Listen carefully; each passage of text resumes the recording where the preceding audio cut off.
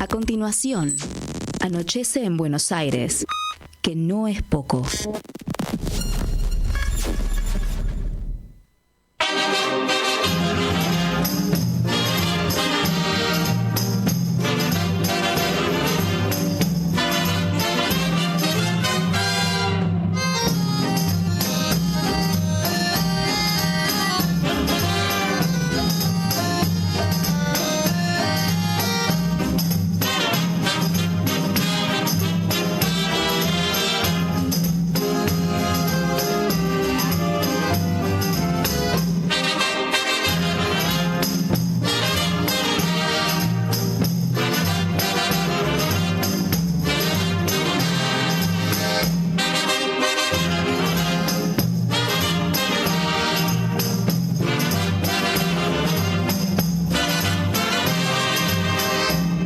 Domingo en la tribuna un gordo se resbaló.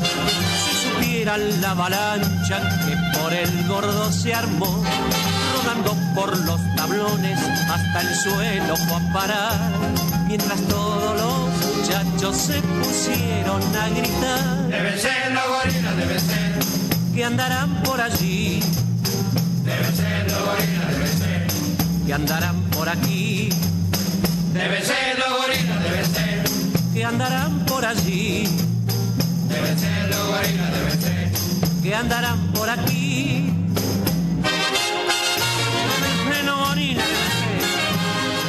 Muy buenas tardes, ¿cómo están ustedes?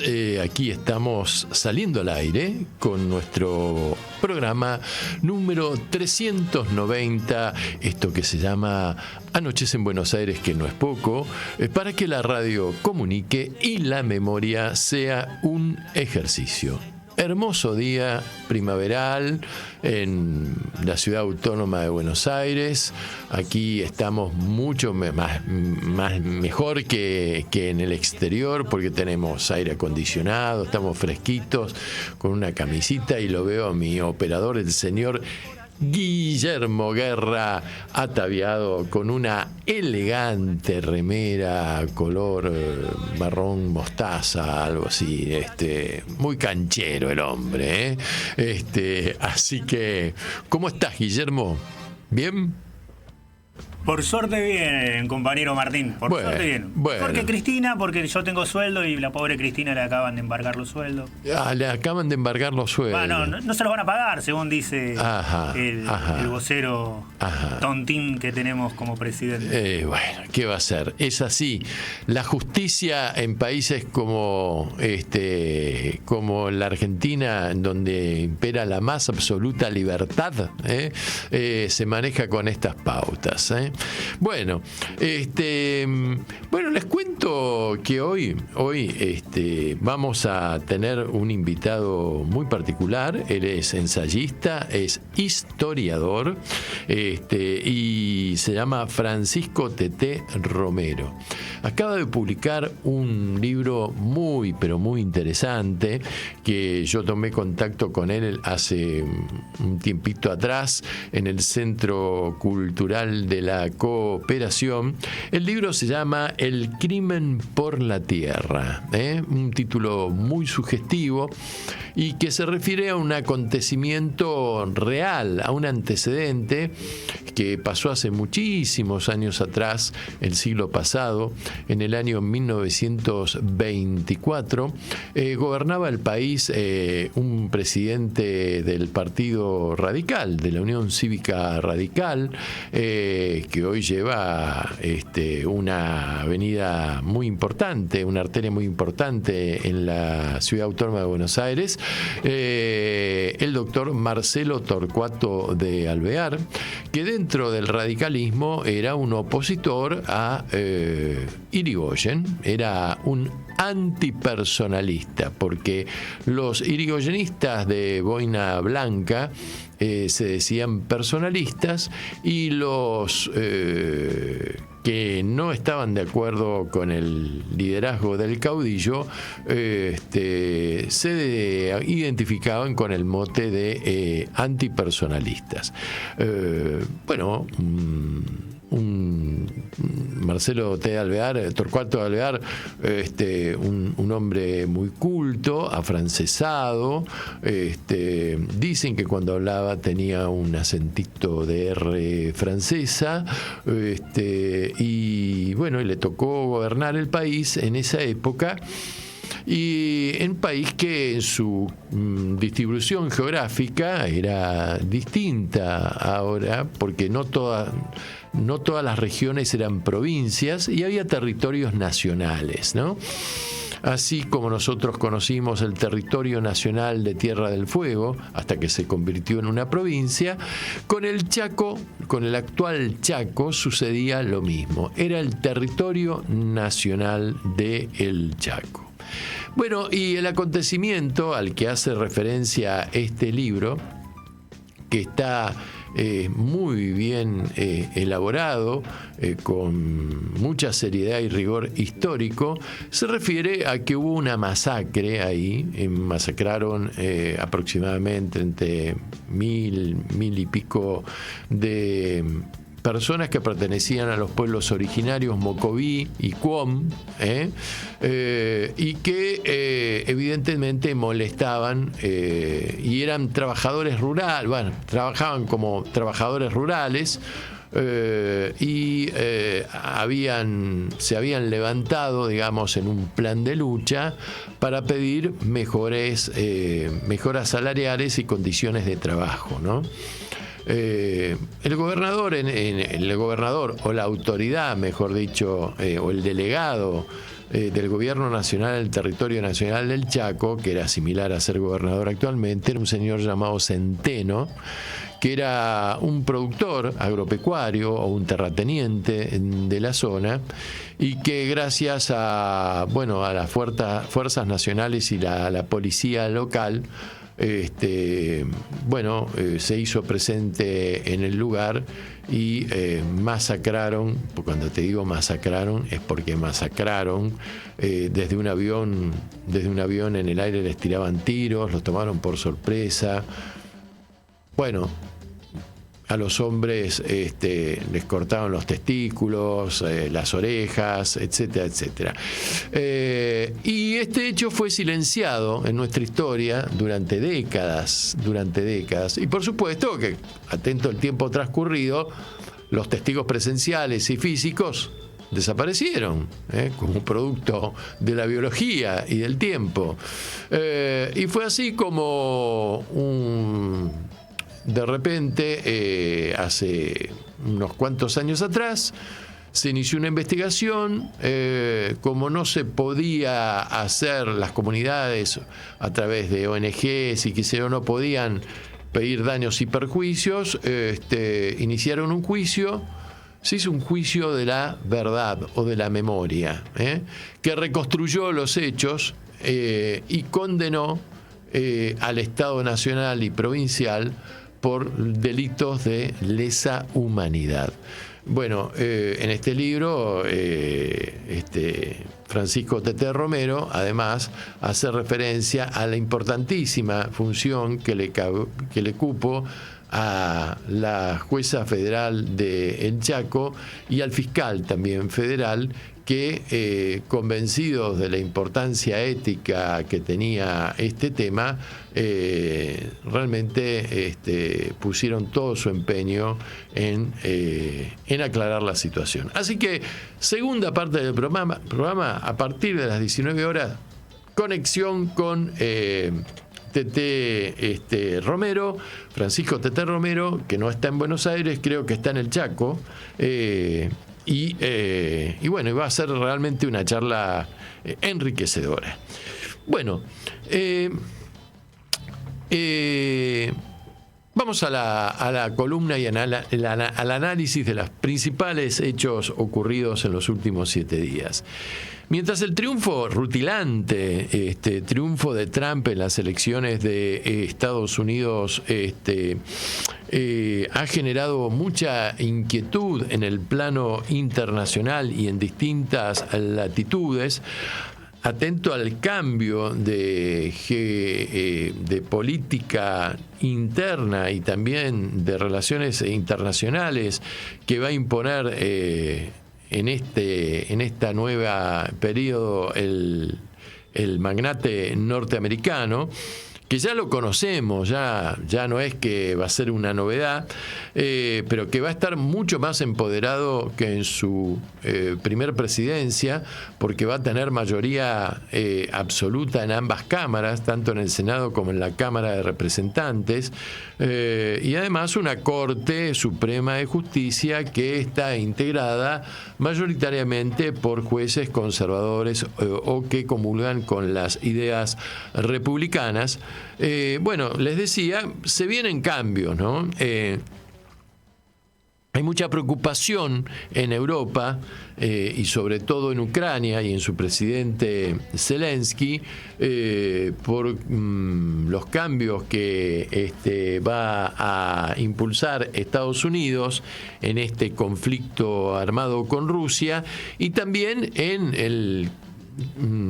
entre los miembros de la Unión Europea, que hasta ahora han apoyado incondicionalmente a los ucranianos en sus combates contra los soldados rusos o el ejército ruso. Decimos esto porque Trump ya en su anterior presidencia había manifestado que los europeos tenían que empezar a pensar en sostener económica y financieramente con los aportes correspondientes la estructura de la OTAN, o sea, la Organización del Tratado del Atlántico Norte, ¿no? Que es una alianza militar occidental en el cual forman parte, bueno, la mayoría de los países de la Unión Europea, pero que el principal sostenedor económico de esta alianza son los Estados Unidos de Norteamérica.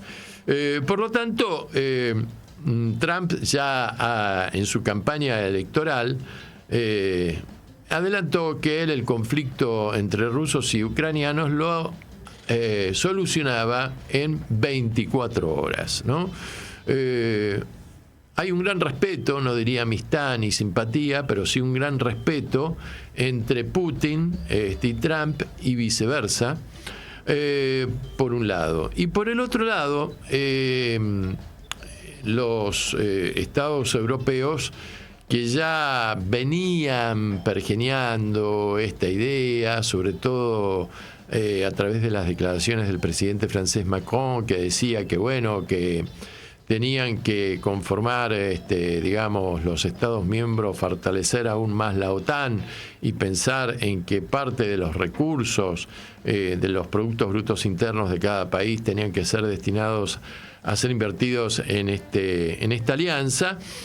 Bueno, van cobrando cada vez más solidez y el hecho es que preocupa porque además Trump va a imponer como condición, dicen, que no solamente los Estados europeos pongan plata en la OTAN, sino que además las armas que venda la OTAN, por ejemplo, a los ucranianos, sean exclusivamente norteamericanas. Es decir, que los alemanes, los franceses y los españoles, que son productores, tienen industria armamentística muy importante, dejen de suministrar a la OTAN estas herramientas bélicas, digamos, ¿no?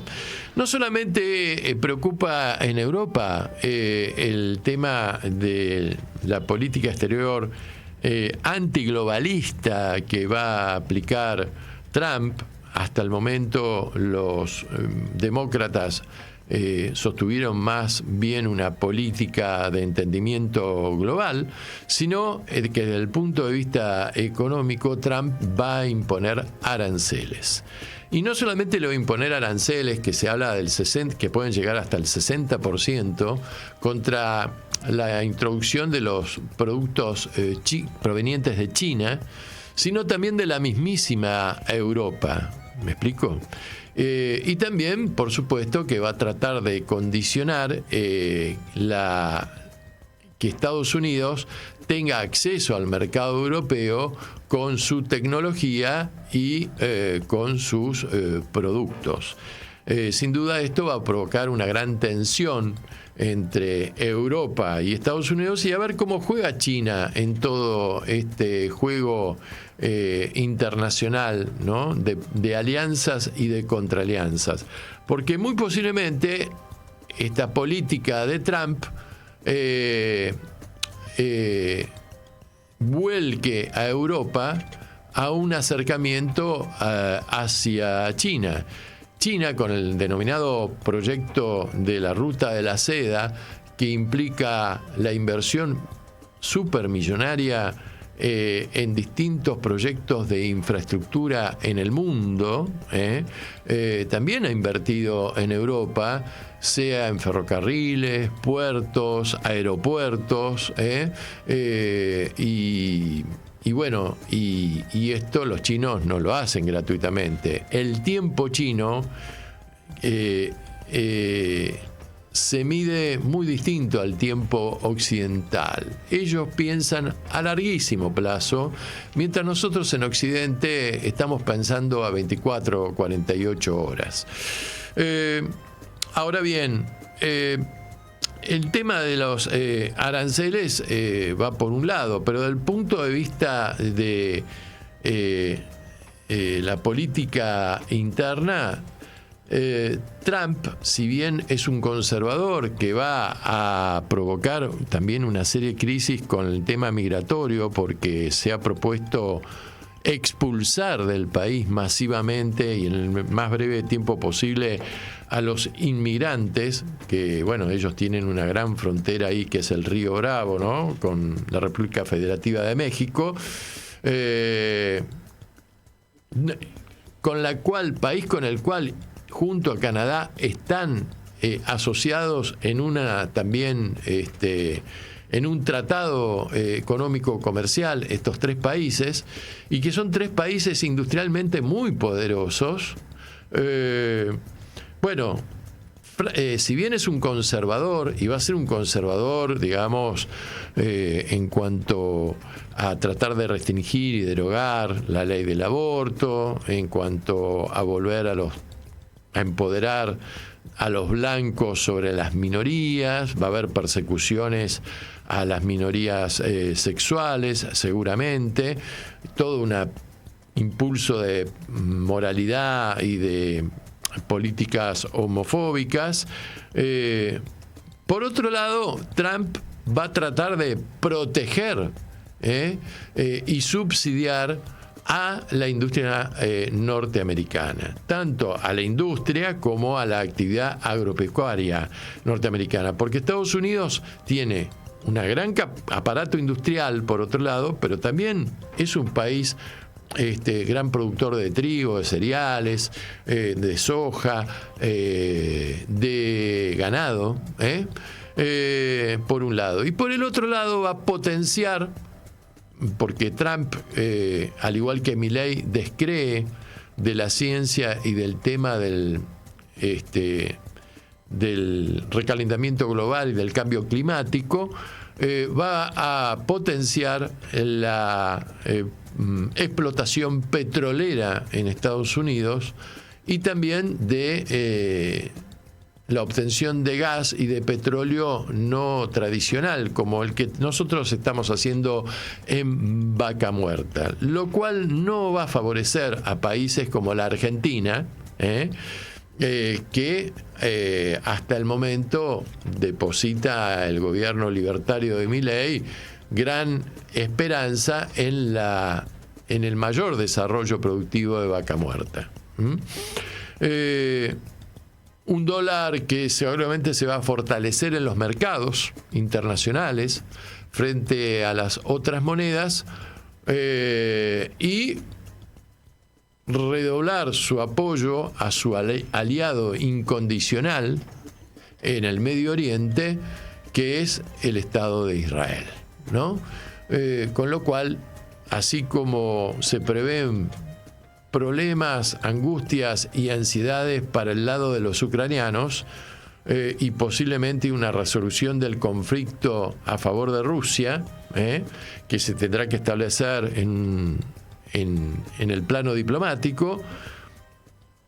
También va a haber un endurecimiento de la situación que están viviendo los palestinos y sus aliados en la región del Medio Oriente. ¿Qué va a pasar posiblemente con América Latina? Y bueno, patio trasero, doctrina Monroe, política del garrote, y va a haber, si bien va a haber una gran identidad y simpatía ideológica entre Trump y, por ejemplo, Milei, ¿no?, líder de la ultraderecha mundial en estos momentos, también hay diferencias, porque mientras Trump va a ser proteccionista, Milei, al contrario, dice: traigan todo lo que quieran del mundo y los argentinos productivamente van a tener que competir contra los que vengan. Acá se acabó la protección, se acabó el estado de bienestar, se acabó el estado que subsidie y defienda a los intereses nacionales. Y esto, sin duda, puede llevarlo también a Milei, a contrario de su ideología, a tener que volcarse a negociar con un país comunista como es la República Popular China, ¿verdad? A donde tiene planificado prontamente un viaje, porque en estos momentos Milei está viajando hacia Estados Unidos para participar de un cónclave, de un aquelarre de organizaciones, dirigentes y partidos de extrema derecha, en donde por lo menos espera cruzarse con Donald Trump, que también va a estar presente en esa reunión, y con el cual dice que ayer habló durante 11 minutos, y bueno, que intercambiaron una serie de amistosas conceptos, ¿no?, y piropos entre ambos, ¿no? Así que toda esta política que va a impulsar Trump, que es eminentemente una política defensiva de Estados Unidos, a ver, cuando hace 2000 años atrás o 1500 años atrás Roma era un imperio vastísimo, llegaba a Egipto, llegaba a Inglaterra, llegó a Rumania, llegó a Francia, manejaba el Mediterráneo, había vencido a Cartago, era la potencia occidental hegemónica. Como todo imperio, llegó un momento en que había que mantener esas fronteras, había que mantener tanta extensión de territorio. Y también empezó a tener problemas como los que tiene la sociedad norteamericana en este momento. Empezó a haber inflación, no existía el dólar, pero existía el dracma. Había problemas de trabajo, había corrupción, había ineficiencia en la administración del imperio, que era el Estado. Y en algún momento llegó un emperador que se llamó Adriano, y que dijo: bueno, mi función acá es que los bárbaros no nos invadan, no nos pasen la frontera. Y hizo un muro en Inglaterra que todavía existe, que es el muro de Adriano, porque los ingleses los volvían locos, los criollos ingleses de la época, ¿no? Y el muro de Adriano, que todavía se visita, es una visita turística, si bien Adriano mantuvo las fronteras estables durante algunos años, Roma no pudo impedir su deterioro y su caída. Y un día llegaron los visigodos y pasaron por todas partes. Y llegó un momento que en Roma no había más romanos. La guardia pretoriana del emperador eran todos alemanes. eran todos germanos, eran tipo alto, rubio, de ojos celestes, ¿viste? Los romanos eran bajitos, morochos, ¿viste? Morrudos. Y Roma de un día para otro se cayó. Fue una lenta decadencia. Y me parece que Estados Unidos está atravesando en este momento la misma. Es como el hierro esto. Cuando el hierro parece más duro, por ahí se quiebra, ¿viste? ¡Tac! Le diste un golpecito y se quebró. Bueno, el mundo que está apareciendo es un mundo en donde hay muchos actores que van a tener que negociar, y no se puede seguir con un mundo tan conflictivo, tan sangriento, con tanta guerra y despelote, al cual sí está dispuesto Estados Unidos a llevar a cabo esa política, porque tiene una poderosísima industria de guerra, con multinacionales atrás, ¿verdad? Entre los cuales hay hombres muy poderosos como Elon Musk, que maneja tecnología satelital, que está muy interesado en los cohetes, en toda la cosa, en hacerle competencia a la mismísima NASA, ¿no? Así que, bueno, estamos en estos temas. Los demócratas tienen que hacer una profunda autocrítica de lo que pasó, porque la verdad que Kamala Harris hizo lo que pudo. La campaña comenzó mal, con un presidente que está medio senil, que a veces no tomaba la pastilla y decía cualquier cosa, que no podía bancar la campaña e iban a un desastre. Tendría que haber renunciado a su ego mucho antes, pero también es verdad que mientras los republicanos hicieron una campaña por timbreo y territorio, casa por casa, los demócratas hicieron grandes actos, manifestaciones, se manejaron por internet, qué sé yo, y fue una campaña en donde fue muy sucia, donde hubo mucho fake news, mucha cosa mentirosa, en donde ahí sí estuvo metido Elon Musk con su grupo y plataforma X, y en donde le hicieron creer a través de las redes sociales a los norteamericanos realidades que no existían, ¿no? Por ejemplo, en parte de la campaña, en un video mostró a un grupo de inmigrantes saltando una fila de votación para votar ilegalmente en el estado de Pensilvania. Y esto en realidad no ocurrió, fue un montaje que se hizo y se difunden a través de las redes en instantes a millones de personas. Por ejemplo, se mostró otro video de una persona tratando de votar por Trump en una máquina de votación, y entonces la máquina no funciona y tras varios intentos termina frustrándose y votando por Kamala. Esto iba con un zócalo, con un texto diciendo: mira cómo las máquinas electorales no te dejan votar por Donald Trump y los demócratas no pueden ganar sin hacer trampa.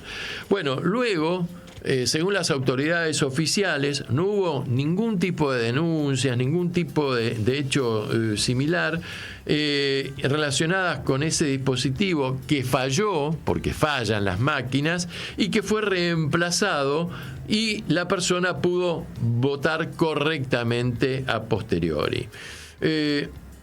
Por ejemplo, otra de las cuestiones así y de las falsedades que se hicieron es que le montaron a Kamala Harris videos en donde hablaba en forma incoherente. Y otra también que se difundió en las redes sociales fueron que mostraban en Miami a los haitianos refugiados que se comían a los perros y a los gatos, ¿no? Entonces todo esto produjo en la población una reacción emocional anti-inmigrantes, y como Trump es anti-inmigrante, entonces ahí evidentemente dieron de lleno. El que logró su reelección fue el senador independiente Bernie Sanders, que alguna vez fue demócrata y que es el tipo más piola, a mí me parece, dentro de los dirigentes políticos norteamericanos. Tiene 83 años, fue elegido por cuarto mandato como senador por el estado de Vermont, y es un hombre con una postura y una lectura que me parece aún mucho más interesante que la de Kamala y que ciertamente vota a veces apoyando los proyectos de los demócratas en la Cámara de Representantes. Bien, mientras esto sucedía en Estados Unidos, te cuento que en Alemania se rompió la alianza de gobierno entre los tres partidos que ganaron la última elección. Se habla la alianza del semáforo, ¿no? Rojo, amarillo y verde. Rojos son el Partido Socialdemócrata o los socialistas, al cual pertenece el ministro Scholz, el canciller. Los verdes son los ecologistas y los amarillos son los liberales, que son el partido minoritario. Bueno, Alemania tiene ciertos serios problemas económicos en su producción desde hace tiempo. Y Scholz hizo renunciar al que era su ministro de Finanzas la semana pasada, el señor Christian Lindner del Partido Liberal, que le reclamaba al canciller cambios en la política económica, principalmente un plan de austeridad que contemplara la reducción de subsidios y de prestaciones sociales. O sea, onda Milei, no hay plata. Bueno, Scholz no estuvo de acuerdo y lo renunció. Esto quiere decir que el 15 de enero del año que viene se va a decidir en la Bundestag, que es el parlamento alemán, un voto de confianza hacia Scholz. Y si no lo logra, se van a tener que adelantar nuevas elecciones para formar nuevo gobierno, que esto se podría producir en el mes de marzo del año 2025. Ojo, que los alemanes de la alternativa de la Nueva Alemania, los neonazis, vienen creciendo en las encuestas y han ganado estados, municipios y bueno, y ojo. Y por otro lado, cuidado, porque Alemania es el principal socio de Francia y estos dos países son el eje en el cual se sustenta la Unión Europea. Por otro lado, Macron también tiene problemas porque en París está militarizada París. Hay 85.000 gendarmes en este momento en todo París. ¿Por qué? Porque el fin de semana va a jugar al estadio de los Príncipes el seleccionado de fútbol israelí. ¿Y qué pasa? En Francia hay una comunidad árabe importantísima, musulmana importantísima. Y el Palais des Princes, el Stade del Palais des Princes, queda en la zona norte de París. Y en la zona norte de París no es la zona cheta como acá en la ciudad de Buenos Aires. Es al revés. En la zona norte vive la gente afrodescendiente y musulmana. O sea, clase media baja y mucha inmigración. Y se prevé que puede suceder algo en contra del seleccionado de fútbol israelí. Atento los favores que les está haciendo a la comunidad judía internacional el gobierno de Netanyahu, ¿no? De Bibi Netanyahu. Con su política agresiva militar en la Franja de Gaza y ahora en el Líbano, ¿verdad?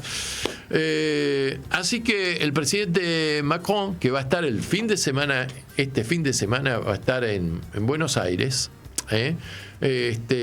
para participar del G20 que se va a celebrar en Brasil, dijo que también iba a estar presente en el partido de fútbol para darle tranquilidad a la sociedad francesa de que todo está bien y que si el presidente está, no va a pasar absolutamente nada. Bueno, ¿para qué viene Macron? ¿Para qué puede venir Macron? Y bueno, se quiere reunir con Milei antes de ir al Brasil, porque tiene que hablar 1 o 2 temas muy importantes con Milei. El primero de ellos es que, mirá, Milei, tenemos que ver si se firma o no se firma. Desde hace 20 años estamos en esta negociación, el acuerdo entre el Mercosur y la Unión Europea. Pero yo te anticipo que Francia va a seguir en la misma postura de siempre. No nos vamos a poner de acuerdo porque no va a entrar a Francia ninguna merluza argentina, no va a entrar a Francia ninguna vaca argentina, no va a entrar a Francia ningún trigo ni maíz argentino, porque Francia, además de ser un país industrial, es un país agropecuario. Y Francia defiende a sus productores, porque acordate que hace unos meses atrás los agricultores franceses marcharon sobre París con un ejército de tractores y dejaron París lleno de parvas de heno, qué sé yo, de pasto, ¿viste? En las calles. ¿Por qué? Porque no estaban de acuerdo con las imposiciones ecológicas que le querían imponer la Comunidad Europea o la Unión, el Parlamento Europeo a ellos, por el encarecimiento que les produce en su actividad. Bueno, mientras todo este despelote cunde en el mundo, y además Macron le va a venir a plantear otra cosa a Milei. Mira, chiquito, le va a decir, durante 4 o 5 años al señor Bolsonaro, que quemaba el Amazonas, que esto y qué sé yo, y patatín y patatán, y que tenía la misma postura que vos, no le dimos un mango, rompimos relaciones, no sigas el mismo camino de ser anticlimático, anticientífico, antiecológico, y respetalo esto, si querés tener una buena relación con nosotros, ¿verdad? Que es precisamente la política que defiende quien va a ser el anfitrión de este G20, que es Lula. Que es la 8ª o la 9ª economía del mundo en importancia.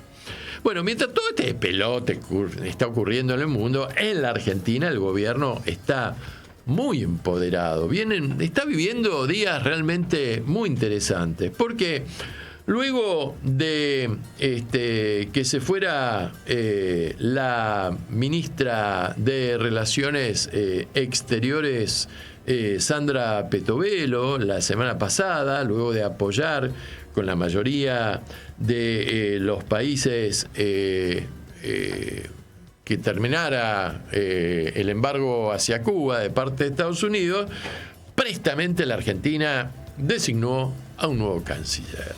Y este canciller era nuestro embajador en Estados Unidos. Se llama Gerardo Fertein, es ex pareja de Barbie Simmons, fue ex CEO de Telecom y tuvo un desempeño a cargo del Comité de los Juegos Olímpicos que se celebraron este año en julio en París. Bueno, bastante reconocido, inclusive por los deportistas que fueron, por la delegación. Y es un hombre, digamos, de las grandes finanzas y negocios internacionales poderosos, ¿no? Este no es un almacenero de barrio, no representa a los comercios de cercanía de tu barrio. Y bueno, ya ha impulsado una purga dentro del plantel del Ministerio de Relaciones Exteriores con diplomáticos de carrera, los están jubilando, limpiando y dejando de lado. Se habla de que la Argentina va a cerrar embajadas en el mundo. Se habla evidentemente del nuevo alineamiento, se reconfirma el alineamiento de Argentina con Estados Unidos. Y además tuvo su participación ya. ¿Por qué?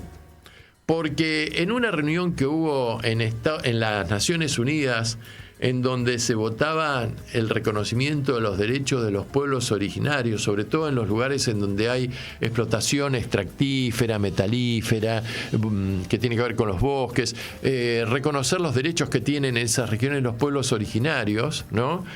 La Argentina fue el único país, en toda los países representados que votó en contra de estos derechos. Israel y Estados Unidos votaron a favor de los pueblos originarios, pero Argentina votó en contra.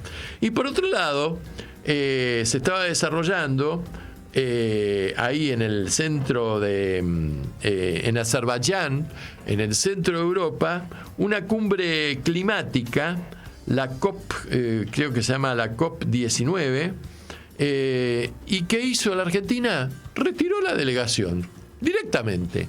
Ni participamos con un tipo mediocre, no, retiramos. O sea, en este momento la Argentina es un país totalmente aislado dentro del contexto mundial e internacional. Y esto es interesante porque si yo fuera empresario y tengo muchos millones para invertir, vendría un país que está en contra de esto, en contra de lo otro, que no sé, no me parece muy... Porque hay convenciones internacionales, además. Está el famoso concepto de la responsabilidad social empresaria. Bueno, en fin. Mientras todo esto ocurría en el mundo y en la Argentina, te cuento que en Francia ayer la Fiscalía del Estado francés de París pidió una condena contra Marine Le Pen de 6 años de prisión e inhabilitación para ejercer cargos públicos. ¿Te suena el tema? Pero ¿sabes por qué? Porque la consideran culpable de corrupción y de mal manejo de los fondos públicos, porque se descubrió que los eurodiputados del Frente Nacional, que es su partido político, desviaban sus salarios para bancar las campañas políticas de Le Pen, ¿no? Esto podría darse si se da la condena de que Le Pen no se pueda presentar a las elecciones del año 2027. Pero lo que le ocurre a Le Pen también le ocurrió a Cristina. Y Cristina ya lo sabía. Y ayer la sala 4 de la Cámara de Casación Penal, con 3 miembros, se reunió, entre ellos los doctores Borinsky y Hornos, que iban a jugar al fútbol asiduamente o al tenis con el expresidente Macri. La condenaron por ser la jefa de una asociación ilícita en la causa de vialidad nacional, o sea, desvíos en las construcción de obras públicas, Lázaro Báez de por medio, y también la inhabilitaron en forma perpetua para ocupar cargos públicos, y además una incautación sobre sus bienes de una suma de 84 mil millones de pesos, que equivalen a 100 millones de dólares, y parece ser que ya le han embargado o le quieren embargar la jubilación y la pensión. Cristina tiene 10 días hábiles para apelar ante la Corte con un recurso extraordinario. La Corte, que dentro de muy pocos meses va a tener 3 miembros nada más, porque se retira uno de ellos por haber cumplimentado, el doctor Maqueda, los 75 años de edad, no tiene plazo para fallar en este caso y en ningún caso. Así que me parece que la Corte le va a mantener a Cristina la espada de Damocles sobre la cabeza, como diciéndole: a ver, arrodillate, no hables más, porque si no, te dejamos caer y vas a terminar en prisión. Evidentemente la quieren sacar de la carrera y del escenario político, porque si bien es verdad que Cristina no tiene hoy día el liderazgo y reconocimiento que tuvo hace unos años atrás, sigue siendo la dirigente política más importante que tiene la oposición en estos momentos, y mide 40% en la provincia de Buenos Aires. Así que hay todo un debate si podría o no ser candidata, en fin, qué sé yo, se verá. Axel Kicillof le hizo llegar su solidaridad además la felicitó la semana pasada cuando la doctora Servini, jueza federal de la capital federal, la empoderó como presidenta del PJ y rechazando los planteos de Quinquela, que era la lista opositora que no tenía los avales necesarios como para poder competir. Axel también la felicitó en esa instancia. Y ayer ella se reunió con la plana mayor del PJ o de parte del PJ en Instituto Patria para, y donde habrán analizado los pasos a seguir. Sin duda ella tiene ahora una actividad muy importante, que es tratar de ordenar el Partido Justicialista, darle cierta coherencia. Hay una cefalía de poder dentro del partido y de representatividad dentro del Partido Justicialista, y la vamos a ver a ella ciertamente viajar por el interior del país, ir a recorrer a la extensa provincia de Buenos Aires, tratando de poner orden y de ir constituyendo alianzas junto con otros partidos para tratar de generar de cara a las elecciones del año que viene, que son de renovación parcial del Parlamento, un proyecto que sea creíble para la sociedad. El gobierno además está de parabienes porque logró frenar, si bien había tenido dictamen favorable, el proyecto de la oposición de limitar los DNU de Milei. Para eso, ¿qué hizo? Sencillamente aplicó la billetera, les llamó a los gobernadores, los apretó económicamente, le dijo: llama a tus diputados que se borren, porque si no, no vas a tener obras públicas, ni vas a tener ningún peso de parte del Poder Ejecutivo Nacional, del Ministerio de Economía. Y entonces faltaron ayer 9 votos. Fallaron los diputados de Santiago del Estero, los de Catamarca, por supuesto que los de Tucumán apoyaron a Milei, y se cayó la posibilidad de limitar y seguir adelante con el proyecto de los DNU. Habrá que ver ahora qué pasa en el Senado, porque creo que tiene que pasar al Senado el tema, y en Senado las mayorías son ciertamente distintas. Mientras tanto, se avanzan con el tema de las auditorías en 4 facultades de la UBA, y el gobierno puede esgrimir que la inflación bajó al 2,8%, que el dólar está controlado, que la brecha entre el blue y el dólar oficial es apenas del 10% aproximadamente, y todo esto, la verdad, que favorece la imagen de administración del gobierno, porque el presidente anunció el fin de la recesión económica.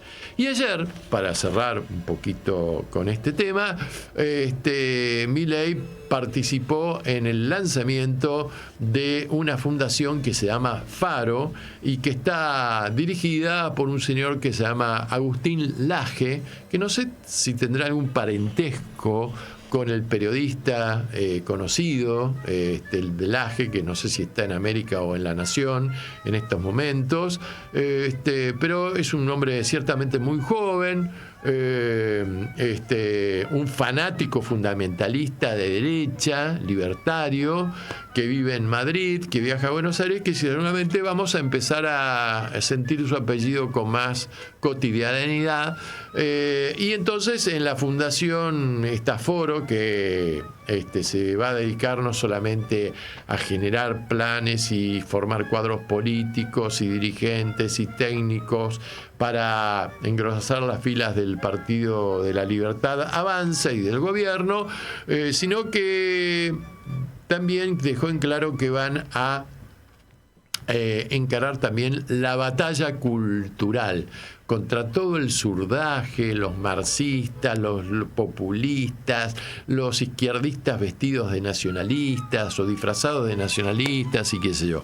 Y por supuesto que estuvo el presidente de la República, que habló durante 1 hora más o menos, después también habló este muchachito Laje, y cerramos la columna con una pequeña parte del discurso que dijo el señor Milei, que da cuenta de cómo se está manejando el proceso político judicial contra Cristina Kirchner, del cual se dio cuenta ayer la Cámara de Casación Penal.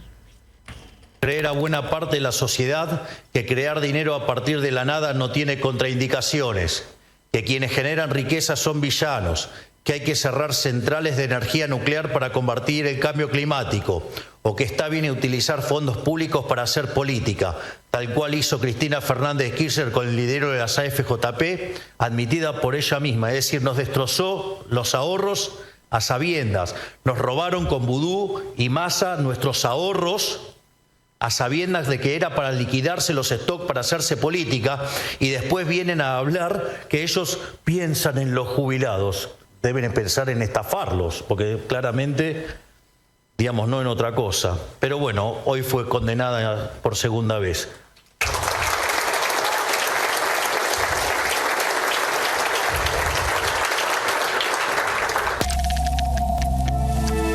Anochece en Buenos Aires, que no es poco, para que la radio comunique y la memoria sea un ejercicio.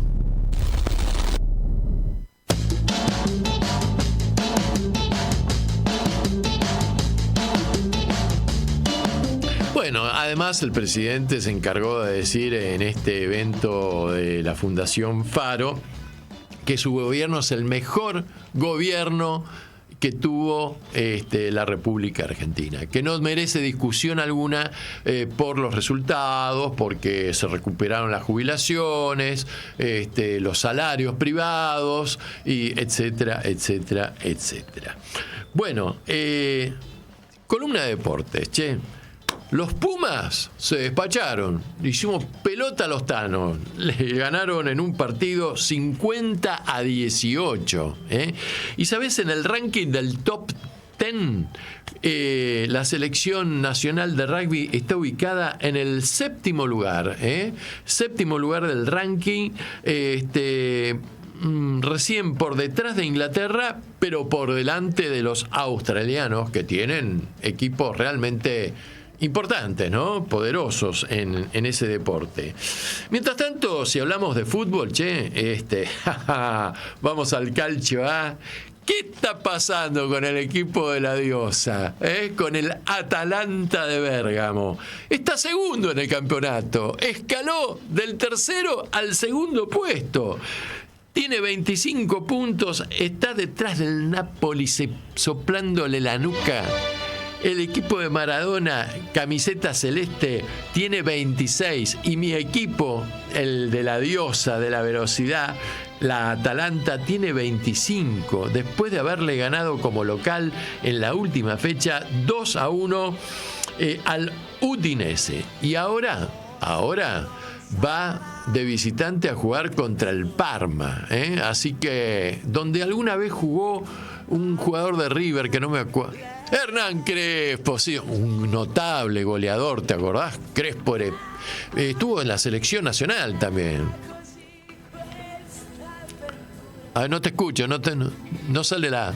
Perdón, ahí está. Estuvo en la selección nacional, salió de River y creo que lo hizo debutar Daniel Alberto Pasarela en River Plate. Sí. Y jugó también en el Parma. Y tuvo una anécdota que en un partido lo saca Pasarela 5 minutos antes que termine. Le pregunta a un entrevistado, che, ¿te gustó el homenaje que te hizo Pasarela? Sí, me gustó, dice, porque la gente me aplaudió. Y después Pasarela dice, yo no te saqué para que la gente te aplaudiera. Te saqué porque el equipo necesitaba un cambio. Mirá vos, qué grande. Era joven. Sí, seguro. Bueno, mientras tanto, en la Ligue 1 o le Championnat, que es el campeonato francés de primera división, el Lyon, mi equipo, en el clásico del Ródano que enfrenta al Olympique Lyon contra el Saint-Étienne, le ganó 1-0 con su goleador Lacazette, que es uno de los grandes goleadores del fútbol francés. Y está quinto en este campeonato. Así que parece ser que han superado la floja rendimiento que tuvieron en el campeonato del año pasado. Tiene 18 puntos, está en quinto lugar, mientras el primero sigue siendo el Paris Saint-Germain, que tiene 29. Mientras tanto, en España lidera cómodamente el Barcelona, el equipo catalán, que tiene 33 puntos, mientras que el equipo del Rayo Vallecano, equipo de barrio, humilde, de gente trabajadora, representante de la clase obrera, está en el 12º lugar y tiene 16 puntos. En el último partido perdió como local 1-3 frente a Las Palmas. Y pasamos a la Argentina. Está al rojo vivo el campeonato, che.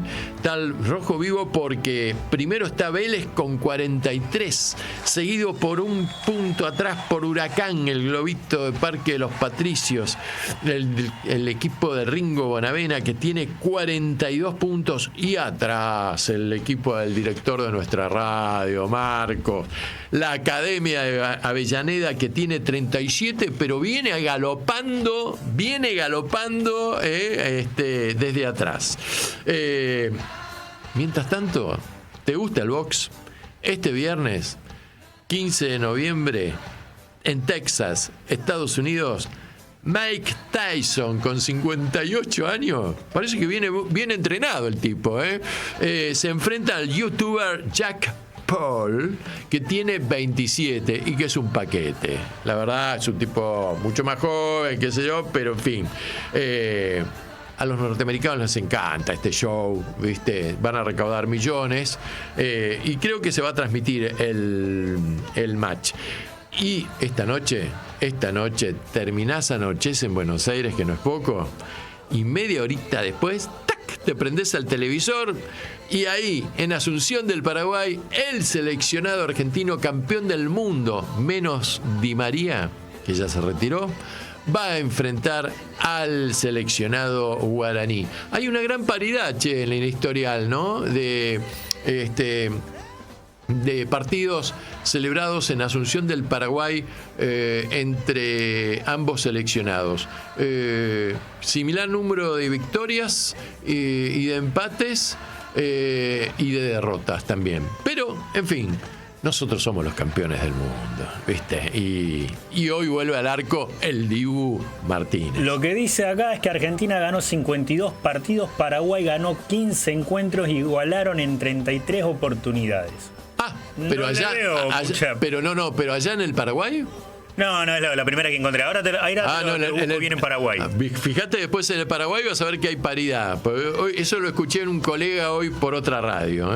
Así que, bueno, así están las cosas. Te propongo que... ¿qué hacemos? ¿Escuchamos música? ¿Vamos a la propaganda? A ver. Vamos con noticias de último momento. Corrijo lo que usted decía. Argentina ganó en 11 oportunidades. Sí. Paraguay venció en otras 11 oportunidades. ¿Viste? Y empataron en 12, ¿puede ser? Tanto no me dice. Bueno. Es lo primero que acabo de Sí, hay mucha paridad. Se hacen fuertes los tipos allá, Y pierde la Vinotinto 1-0 contra Brasil. Opa. Bueno, era sabido. ¿Qué va a ser? Es un precio, 1-0 en la cancha de Brasil, en el precio todavía. Escuchame, hace unos años atrás hubiera perdido 10-0. Sí, así que todavía está en juego, entretiempo. Sí, para señor. los que les gusta el fútbol. Sí, señor.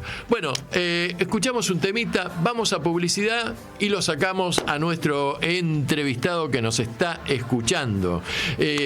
Vamos a escuchar a una gran cantante. Ella es cubana, vive en Miami, es gusana.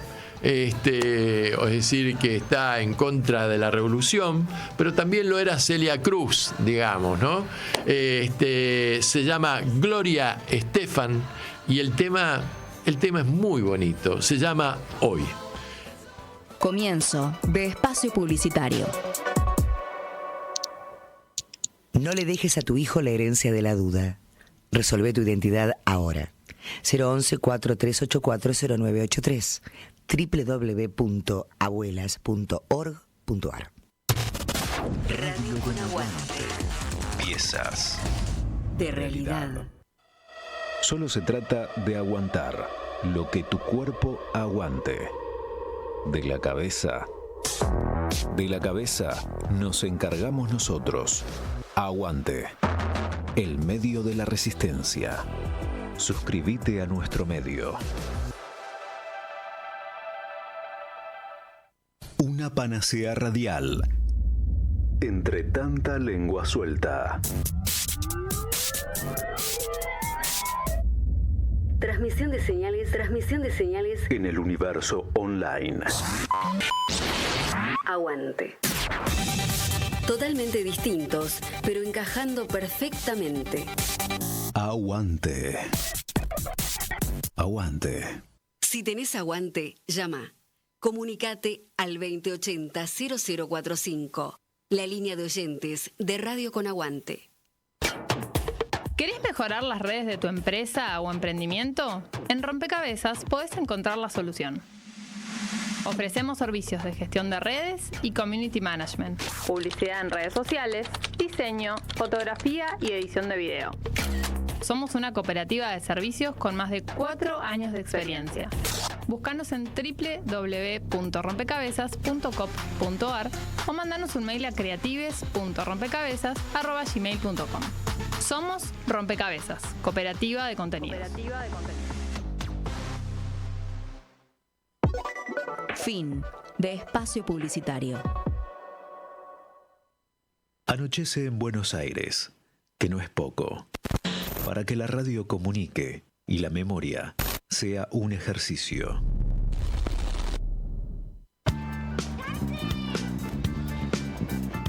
Bueno, señores, para mí es un enorme placer, lo veo en pantalla, ahí, bien sentadito, ubicado, presentarles a nuestro invitado del día, el señor Francisco Teté Romero, historiador y ensayista, y que, bueno, autor y responsable del libro intitulado El crimen por la tierra. Vaya título. ¿Cómo estás, Teté?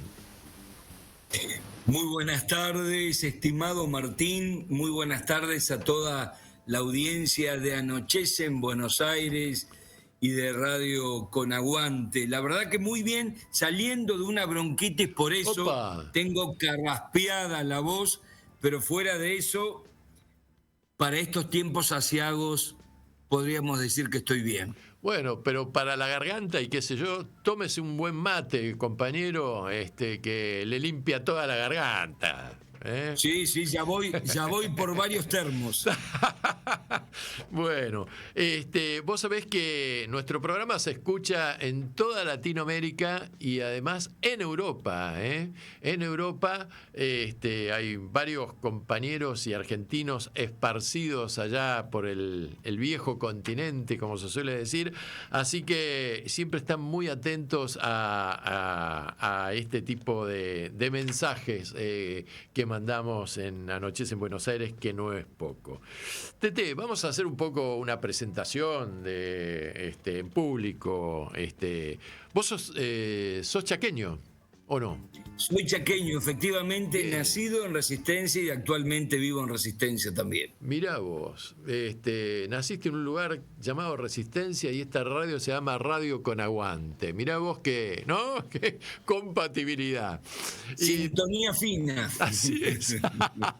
Bueno, antes de que me olvide, quiero agradecer que estemos en este momento los dos dialogando, gracias a un amigo en común, que es el compañero Pedro Peretti, que fue gracias a él, primero que te conocí a vos en el Centro Cultural de la Cooperación. Yo estaba sentado en una butaca ahí en el fondo, pero me invitó él a gran amigo, compañero y un gran militante de la causa nacional y popular, el tipo que más sabe sobre el campo, el verdadero campo en la Argentina, ¿no? Y además un dirigente agropecuario muy importante, muy genuino. Muy importante. Muy genuino. Camina constantemente el territorio de la Argentina.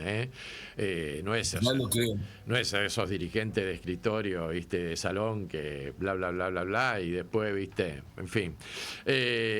Y bueno, y ya está, ya no nos vamos a olvidar del cumplido y reconocimiento. Así que vos sos chaqueño, naciste en Resistencia, ¿y cómo se te ocurrió ser historiador? Bueno, yo soy escritor y docente. Bien. Y soy tan narrador como ensayista de historia. Hice 2 carreras en mi vida en forma paralela. Primero empecé Derecho, abogacía en plena dictadura. Me gustaba la abogacía, pero no ejercerla. Y en mi casa, en la formación, yo soy del año 1963, tuve la suerte de tener un tío que todavía vive, que me enseñó la pasión por la historia, y una madre profesora en letras. Bueno. Soy 4ª generación de docentes, por lo tanto, la literatura y la historia para mí son 2 calles que no siempre hay que mezclarlas, pero que me permiten lo que podríamos llamar la respiración artificial, ¿no? Yo estoy convencido desde temprana edad. Acordate que yo empecé la secundaria en plena dictadura, Martín, marzo del 76. Mi madre, profesora en letras, sabía que había determinados libros que no podía enseñar, y lo primero que hice en marzo del 76, acompañar a mi madre a enterrar 600 libros en el patio de mi casa, libros que mamá sabía que no podía enseñar y que tenía miedo que le pasara algo. Único hijo varón, tengo una hermana mujer, así que te podría decir que mi debut en la escuela secundaria fue luego de una clase tremenda donde los militares nos pusieron un mapa, un planiferio, el marxismo internacional. Mi madre, cuando yo le pregunté, me dijo: mira, está pasando esto, me manoteó un Eternauta que me había regalado hace 3 semanas, mi cumpleaños fue el 22 de febrero del 76, ese año cumplí 13 años, todavía no lo había leído, es mi texto de cabecera, y enterramos también ese libro no leído, así que te imaginarás cómo lo quiero. 600 libros más revistas, mamá tenía la colección de la revista Crisis. ¡Oh, qué bueno! Para mí, la historia, como dice Norberto Galazo, es la política de la memoria, siempre está en disputa, y la política es la historia del presente. Por lo tanto, si no tenemos memoria, es imposible orientarnos en la vida. No sabés quién sos, de dónde venís, mal podés contestar a dónde vas a ir. Te podría decir que para mí, a partir de ese momento, la historia fue la brújula, porque tuve que preguntarme siempre: ¿por qué enterramos esos libros? ¿Por qué los libros eran tan peligrosos? ¿Por qué mamá, que enseñaba a García Lorca, que enseñaba a Pablo Neruda, que enseñaba a autores como Frank Fanon, Los Condenados de la Tierra, tuvo que enterrar esos libros? Te podría decir que mi adolescencia fue un modo de sobrevivir a eso que sabía que era una mascarada, y al mismo tiempo intentar contestar qué estaba enterrado en el patio de mi casa. Claro. Che, qué interesante esto, y la verdad, qué época tan oscura, ¿no? Y tan ridícula cuando uno lo ve, además, el criterio que tenía esta gente, ¿no? Yo me acuerdo que entre las listas de libros que estaban censurados, había uno de Stendhal que se llamaba Rojo y Negro. Claro, una extraordinaria novela. Vos sabés que mi primer libro de historia, un ensayo del año 2004, se llama Culturicidio. Ajá.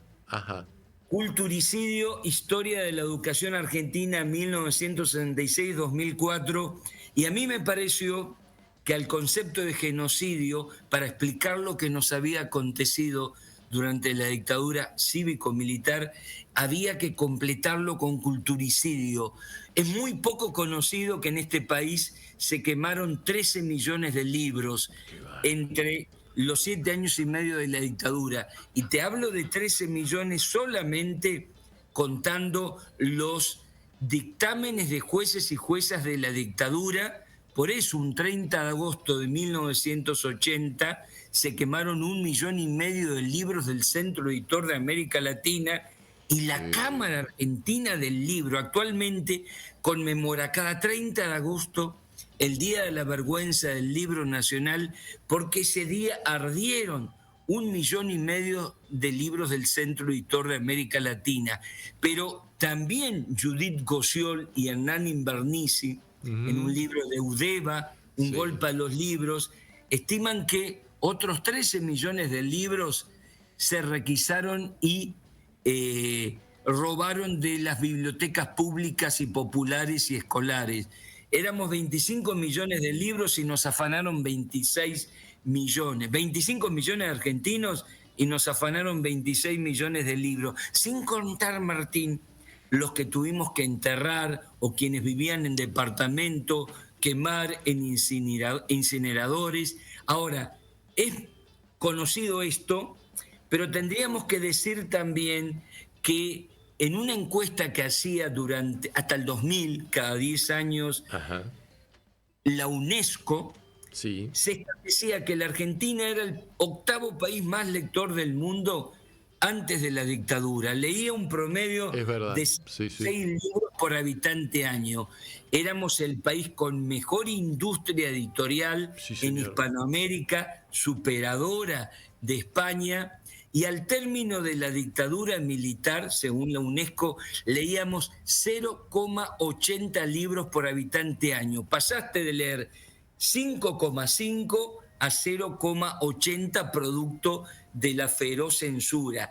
El mundo editorial y el mundo de las grandes librerías se descatalogaron en cuanto a la literatura nacional y latinoamericana. Si en el 74 el libro bestseller era Las venas abiertas de América Latina de Galeano, con la invasión de las multinacionales y de los bestsellers eran los manuales de autoayuda al término de la dictadura. Y una encuesta estremecedora sobre el estado social del lenguaje mide comparativamente estado social de la lectura con estado social del lenguaje. Nosotros perdimos al término de la dictadura estimativamente 3.000 palabras. Manejábamos entre 4.500 y 5.000. Hoy se sabe que para tener una plena alfabetización, para ser un ciudadano, requerís no menos de 5.000 o 6.000 palabras como piso lingüístico. Ahora, ¿qué pasa si te roban 3.000 palabras? Hay un concepto en latín, una palabra que es adicto. Una de sus acepciones, falto, dictum lenguaje. Te convertís en una sociedad adicta que, por carecer de cantidad y calidad de palabras, no podés hablar por sí misma. Sos rehén de los discursos ajenos. Bueno, esto luego lo podríamos ampliar, pero para mí culturicidio fue el concepto que me ayudó a definir esta época, ¿no? Es la destrucción deliberada de todos aquellos elementos simbólicos que constituían una cultura. Porque a la desaparición forzada de 30.000 personas tenés que agregar la desaparición forzada de ideas, de lenguaje, de pensamiento crítico, de las imágenes de las películas del cine nacional, de la música, que dejaron de habitar tu mundo. Exactamente. Me parece que la tesis es: no hay colonización económica y política sin su condición de posibilidad. La colonización cultural y pedagógica, que el gran Arturo Jauretche ya hablaba. Sí, señor. Hace mucho tiempo. Sí, señor. Qué interesante esto que estamos diciendo. Te propongo que escuchemos música, porque mi amigo Nietzsche decía que la vida sin música sería un grave error. Y algo entendía el hombre de esto. Vamos a pasar un tema, mira, de principios de la democracia, en un grupo de rock se llamaba Suéter. El tema hace referencia a una deuda pendiente que tenía la sociedad argentina en la época de Alfonsín, que era el tema del divorcio, porque entre las ridiculeces que tenía la sociedad argentina, la gente se iba a casar a México o a Uruguay para tratar de armar un matrimonio ficticio que no tenía validez legal para el derecho argentino. Pero en fin, nos obligaban a este tipo de actitudes. Ahora parece ser que el gobierno libertario quiere imponer, llevar al Parlamento, el señor Schwarzenegger, un divorcio administrativo, que vos te puedas divorciar en el registro civil. Yo no me veo muy bien a los funcionarios del registro civil resolviendo problemas de tenencia, de alimentos, quién se queda con el gato si no hay hijos, con la mascota, como hoy día se impone en el derecho, o pidiendo oficios a los empleadores para ver si el chabón está o no está empleado, le pagan en blanco, en negro, etcétera, etcétera.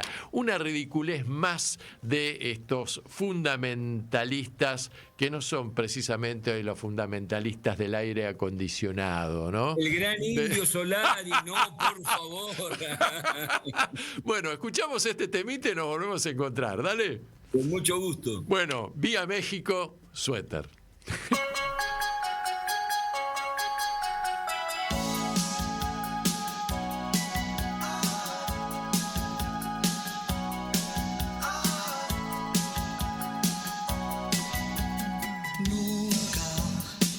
Faltar en mi corazón. Nadie podría exigirme separación. Dos filas de gente soñando una ilusión. Cosas que no suceden o cosas que nunca fueron.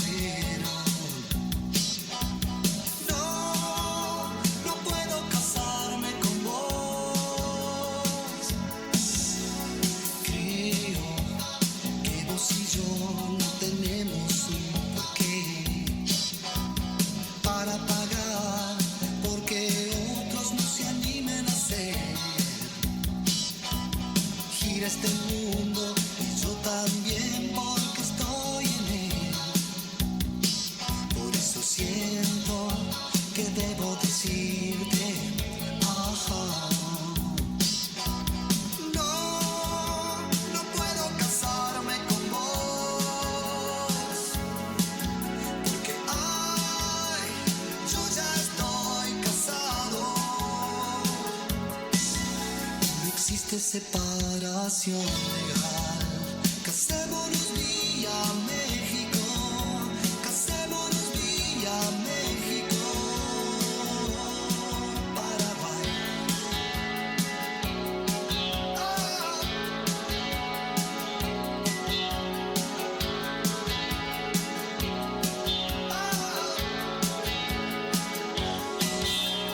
Sueños que se convierten en realidad.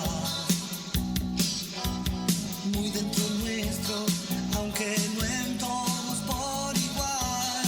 No. Ay, yo quiero casarme con vos. Pero ay, yo ya estoy casado. No puedo casarme con vos. Porque yo ya estoy casado y no existe separación legal. Casémonos vía México, casémonos vía México, Paraguay.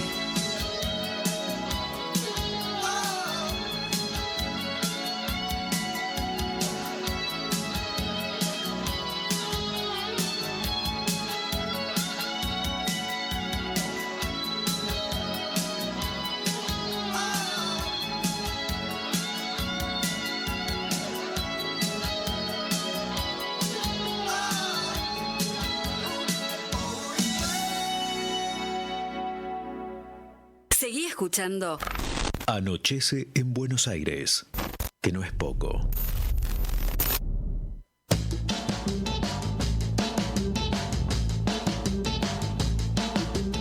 Bueno, acá seguimos con la charla con nuestro invitado de lujo, realmente de lujo, muchachos, Tete, el amigo Tete Romero. Tete, vamos a ubicarnos en tema. Corría el año 1924, había un presidente de la República que dirigía los destinos del país. Era ciertamente del partido, el partido político, diría yo, mayoritario en ese entonces, de cierta e innegable tradición popular. Recordemos que uno de los fundadores de la Unión Cívica Radical, don Bernardo N. Alem, su padre había sido rosista y había integrado la mazorca, además, en la época de don Juan Manuel de Rosas. O sea, provenía de las profundas raíces federales en nuestro país. Y el territorio en el que se desarrollan los acontecimientos era un territorio nacional, ¿no? Con un señor llamado Centeno, que no tiene nada que ver con el Centeno que años después hizo la ley del contrato de trabajo, ¿no? Pero sí que tenía que ver su apellido con la producción agropecuaria, ¿verdad? Y el dominio de la tierra. Y tu libro y tu investigación fueron dirigidos a un reconocimiento de los derechos de los pueblos originarios, circunstancia con la cual este gobierno que nos preside no está muy de acuerdo en los conceptos, porque está imponiendo un concepto de los pueblos originarios como terroristas, sobre todo en la Patagonia Argentina, y además fue el único país que el otro día en la ONU, el único país en la ONU, se separó y entró en contradicción con Israel y con Estados Unidos, que votó en contra del reconocimiento de los derechos de los pueblos originarios. A ver, explícanos un poco qué te llevó a hacer este libro, a hacer esta investigación, con quién trabajaste. Hubo gente de la justicia muy seria que se implicó en el tema. Y bueno, y el micrófono es todo tuyo. Bueno, gracias. Primero muestro tanto el libro Napalpí, El crimen por la tierra, genocidio y terricidio, una historia del saqueo de nuestras tierras. Lo último que dijiste es clave. Este es un trabajo de 20 años, pero la extraordinaria actualidad que tiene, porque ya vamos a ver que para la producción del genocidio y específicamente de la masacre del año 24, el discurso fue exactamente el mismo que se aplica hoy con los mapuche. Primero se lo estigmatiza, se lo endemoniza y el propósito es adueñarse de la tierra. Y lo segundo, tanto en el DNU 70/2023 como en toda la política económica del actual gobierno, el saqueo de nuestros recursos naturales es clave y fundamental. Pero vamos a historiar un poco qué fue la mal llamada campaña de la conquista del desierto, tanto en el sur de la Patagonia como en el norte. Dice el gran Osvaldo Bayer, 11 millones de hectáreas, 11 millones de hectáreas de la Patagonia al término de la campaña del desierto se repartieron entre 290 familias. A la cabeza de todas, Martínez de Hoz, con 2,5 millones de hectáreas. Al término de 15 años luego de esa campaña, el 60% de esas 11 millones de hectáreas se había extranjerizado bajo títulos de propiedad de súbditos de la corona británica. 14.000 muertos, 18.000 indígenas prisioneros en la isla Martín García. De las dos campañas de pacificación de los indígenas, tanto en el norte y en el sur, la del sur fue más sanguinaria. ¿Por qué? Porque se requería mucha menos mano de obra, como dice el gran historiador Nicolás Íñigo Carrera, porque en el sur se buscaba la lana de las ovejas. Cultivar las ovejas requería mucha menos mano de obra. Claro. Ahora vamos al norte. Eso fue entre 1878 y 1879. La del Chaco duró bastante más porque los indígenas del Chaco tenían una estrategia de guerra que durante 3 siglos los hizo impenetrables. Duró desde 1884 hasta 1911. La primera campaña del general Victorica, ministro de guerra de Julio Argentino Roca. La última, el general Rostagno. Al término de 1911, 5.600.000 hectáreas de las actuales provincias de Chaco y Formosa, que conformaban un solo territorio al principio, pasaron a 112 adjudicatarios privados. De nuevo, en el sur, 11 millones de hectáreas para 290 familias. En el Chaco, 5.600.000 hectáreas solo para 112 propietarios adjudicatarios privados. 8.000 indígenas prisioneros. Qué barbaridad. ¿Dónde fueron a parar esos 8.000 indígenas prisioneros? No los llevaron a la isla Martín García porque necesitaban que fuesen la mano de obra esclava para cultivar en las tierras más productivas. Se crearon entonces reducciones, ese mismo año 1911. Reducciones, 2 puntos, campos de concentración para el trabajo forzado, 3 en Formosa y 1 en el Chaco, en donde, en Napalpí, la tierra más fértil en el centro chaqueño. Ahora vamos a hacer otro dato importantísimo. Entre 1911 y 1924, el Chaco duplica su población. Pasa de casi 25.000 a casi 70.000. Por lo tanto, ya podía ser provincia en 1924. Por eso el primer proyecto para provincializar lo había elevado la bancada dividida que tenían los radicales de Irigoyen y los radicales de Marcelo T. de Alvear. La presentó el propio Irigoyen en 1922. Entre los alvearistas y los conservadores dijeron: no queremos que sea provincia. Luego te diré por qué. Y Chaco, de no ser productor de nada, para el año 1923 ya es el principal productor algodonero nacional. Mirá. Por eso que si en 1923 todavía los indígenas de la reducción Napalpí, que tenían un brazalete blanco que significaba soy manso, aquel indígena que no tenía ese brazalete podía hacer tiro al blanco.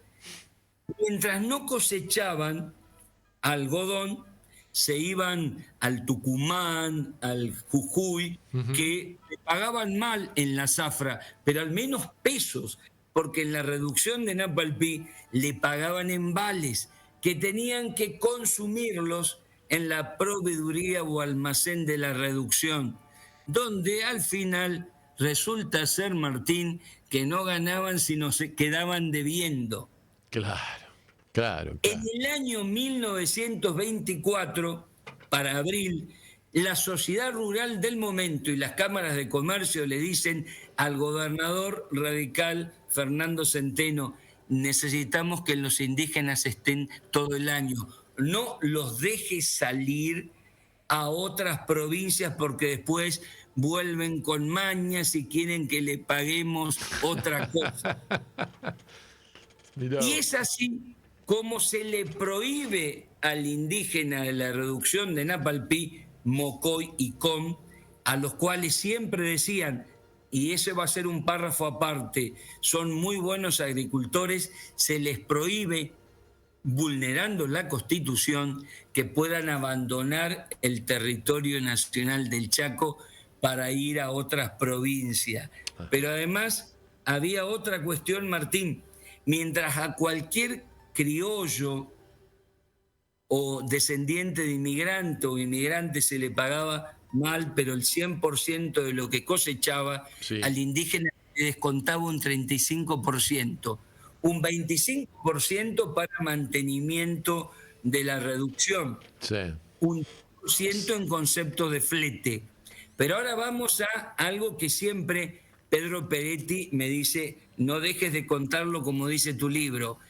Uno dirá, quien está escuchando, pero bueno, esas tierras se las dieron a los inmigrantes. No, porque al término de 1911, este es un censo que se hizo luego de el centenario, 3 millones de inmigrantes que habían venido a la Argentina con la promesa de tierra y libertad, solamente 75.000 de ellos eran propietarios, el resto arrendaba.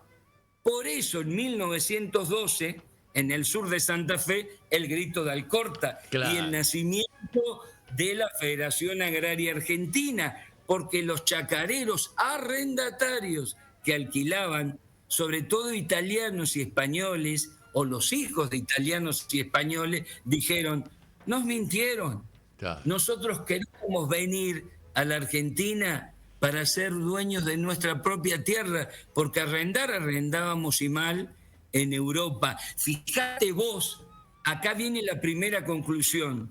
Con el pretexto de abolir el desierto y de conquistar soberanía, se hizo la guerra contra el indígena. Resulta ser que luego el resultado es el latifundio y la extranjerización de la tierra.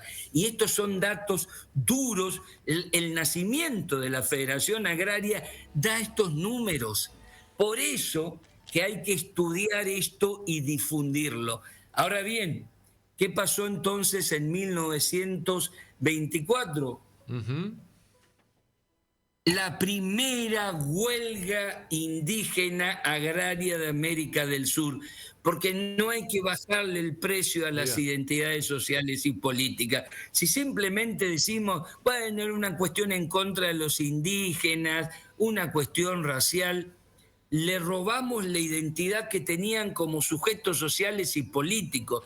No olvidemos que es una época, toda la década del 20, de creciente toma de conciencia obrera, campesina, en relación a la oprobiosa opresión. 1919, en los talleres Bacenas, en Buenos Aires, la Semana Trágica. La Semana Trágica, sí, señor.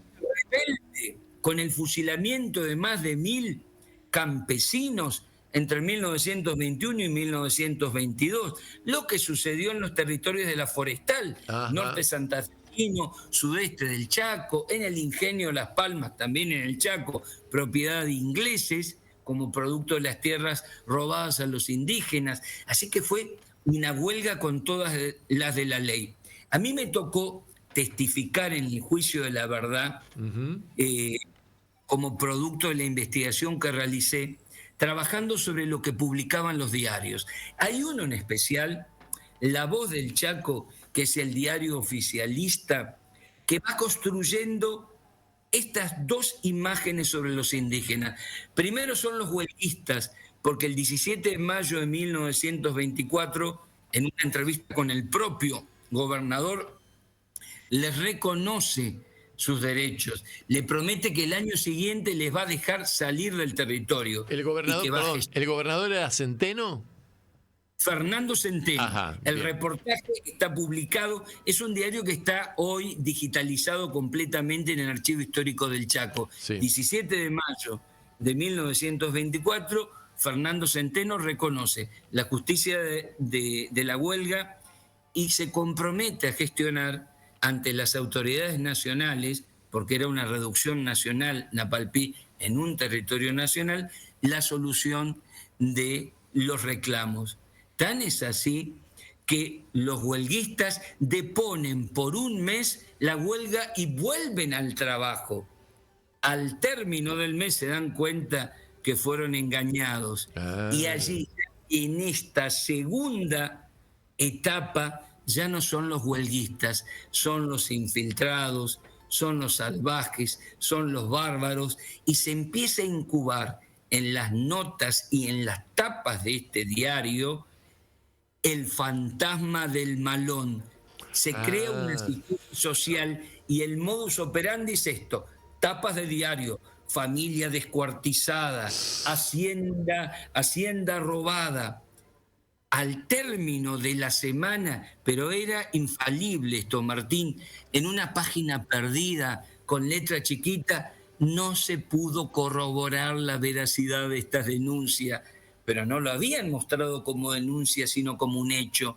Cuestión que más allá de la aclaración perdida, se incubó tal psicosis social que en las semanas previas y en los días previos al luctuoso 19 de julio de 1924, familias enteras, barrios enteros se habían trasladado lo más lejos posible del lugar donde acampaban los huelguistas, unas 800 personas. Bien. Pero ahora vamos ya a el 19 de julio. Y lo otro, mientras tanto, aparecían en editoriales Chaco, tierra promisoria para las inversiones. ¿Te suena? Sí. No sé los indígenas como resabio de la barbarie. Claro. Pero vamos al 19 de julio de 1924. Del Aeroclub de Resistencia sale un avión biplano 2. Upa. A bordo el inglés Browning y un copiloto Esquivel.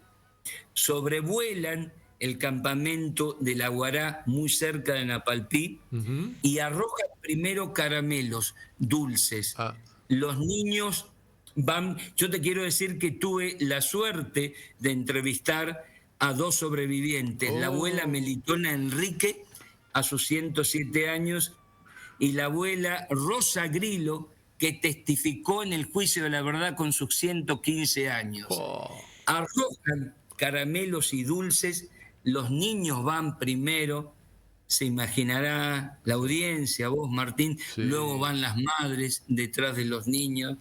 Acto siguiente ya no arrojan dulces sino bombas incendiarias.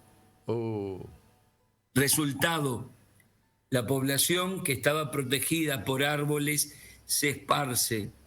Y hay allí una masacre que dura 1 hora. 130 guardias del territorio nacional, más 30 civiles que habían pedido armas, ejecutan a 800 personas. No mueren todas, estimativamente el último dato son 500 personas las que fallecen.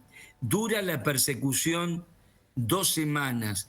¿Cómo sabemos todo esto, además de los testimonios? Así como hubo La Voz del Chaco, el diario que es autor intelectual de la masacre, también hubo heroicos periodistas del Heraldo del Norte. Primero se llamaba Heraldo del Chaco, pero como lo habían amenazado de muerte, tuvieron que trasladarse a Corrientes, que es la vecina provincia, y allí se cambiaron de nombre. Al año, en junio y octubre del 1924, sacan una revista de 60 páginas con testimonios de todo lo que te estoy contando.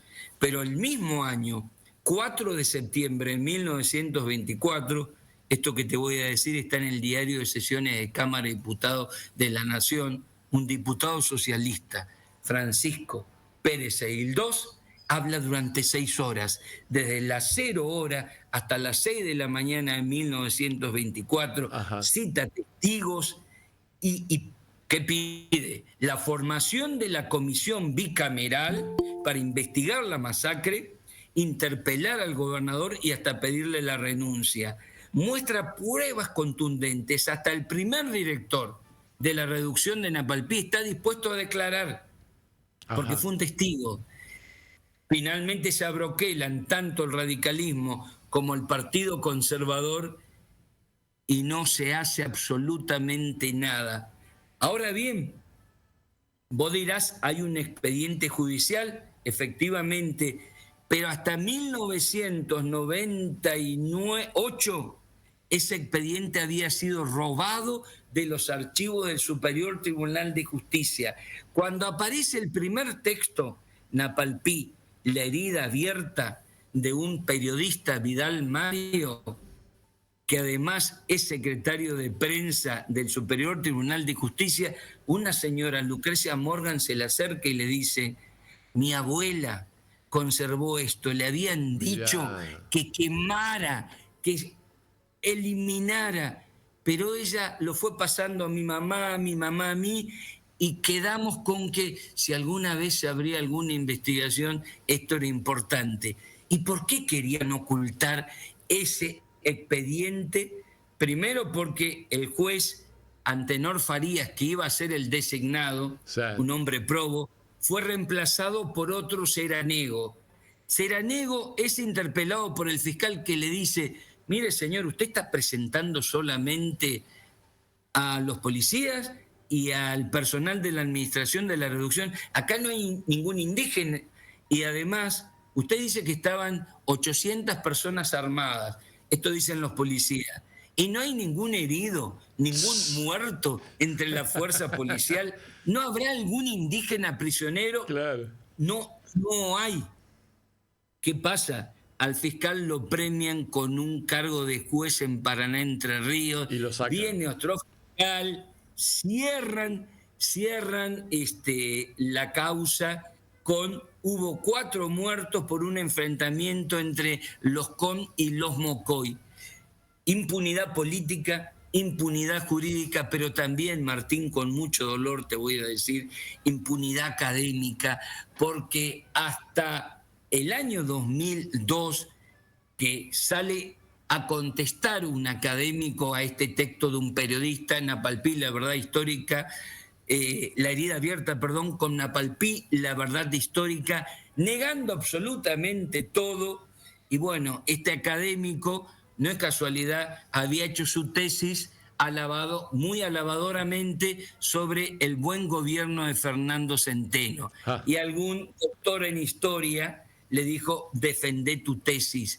Pero lo probioso es que fue premiado este texto por la academia de su momento. Mirá. Y ahí otra vez la historia, ¿no? ¿Cómo se revierte esto? Había gente que empezábamos, historiadores que empezamos a escribir otra cosa, pero es un hecho político. En el año 2006, los pueblos originarios del Impenetrable, cansados de tanto abuso y humillación, acampan en la plaza central de Resistencia. Durante 34 días hacen una huelga de hambre en el 4º piso de Casa de Gobierno. El ministro de Seguridad de esa época es el actual ministro de Seguridad del gobierno, también radical, de Leandro Esdero.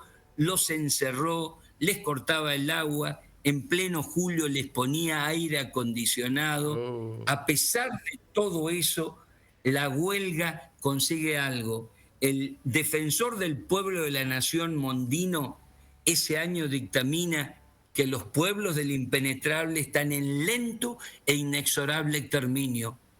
Un año después, la Corte Suprema de Justicia, a instancia de una propuesta de Zaffaroni, declara una cautelar, libra una cautelar que obliga al gobierno nacional y al gobierno provincial, la cautelar está vigente, a atender las demandas de los pueblos originarios. Pero ¿qué había pasado? Se habían empoderado y surgió una camada de jóvenes investigadores, Juan Chico, mi querido amigo y compañero, que empezaron a reconstruir la propia historia. Y ahora vienen los dos conceptos. ¿Por qué genocidio y por qué terricidio? Porque si yo hablo de un hecho histórico, es la foto de 1924. Si hablo de genocidio, es un proceso persistente que involucra a la gente que fue exterminada en 1924, pero a las secuelas, culturales que persisten. Napalpí dejó de llamarse Napalpí, colonia aborigen se llama. Perdieron la lengua a tal punto que los jóvenes, como Juan Chico, ya no podían comunicarse con los abuelos. ¿Había sobrevivientes? Había sobrevivientes, pero Melitón Enrique, por ejemplo, me dijo, mi tío me dijo, para sobrevivir hay que olvidar, hay que callar. Tenía miedo a 2 uniformes, el policial, pero también el guardapolvo blanco, porque le habían enseñado a que no se hablaba en com. Juan Chico me dice, yo estoy aprendiendo el com, porque la historia es diálogo entre generaciones. Claro, mi abuela habla la lengua materna, yo no puedo. Y fíjate vos, ahí está el genocidio. ¿Pero por qué es terricidio? Terricidio es un concepto que tiene que ver con el ecocidio, el crimen por la tierra, el daño del ambiente y el epistemicidio, la destrucción de los saberes de una cultura que al trasplantarla a otro lugar es aculturada, es dominada. Por eso Napalpí no fue, sino está siendo. Mirá vos. Che, vamos a escuchar un poquito de música, está muy interesante esto. Vamos a escuchar un gran músico argentino, hoy quien ya no está entre nosotros, pero siempre está la obra. Gustavo Cerati, en este tema clásico de él, Déjà Vu. Lo escuchamos y volvemos para el cierre. ¿Qué te parece? Con mucho gusto. Buenísimo el programa de hoy, me encanta. Vamos con Gustavo Cerati. Veo las cosas como son. Vamos de fuego en fuego hipnotizándonos.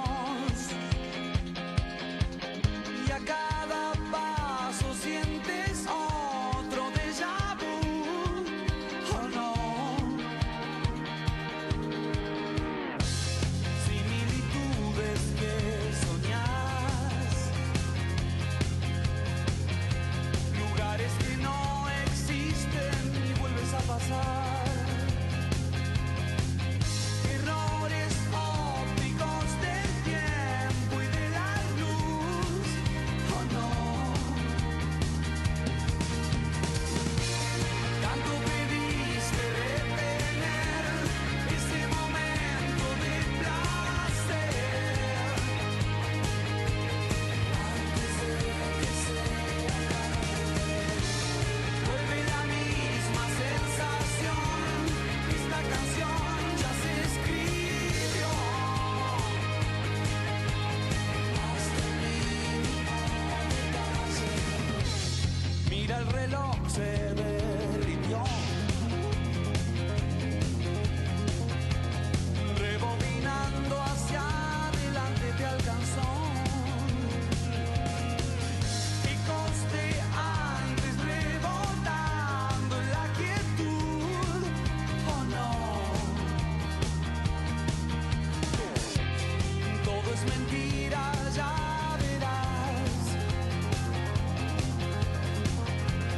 La poesía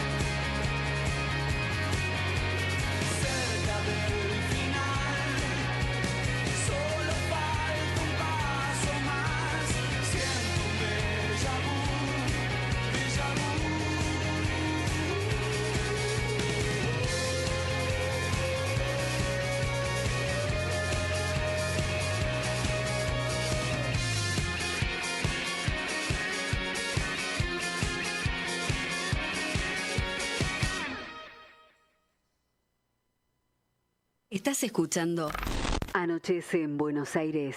Que no es poco.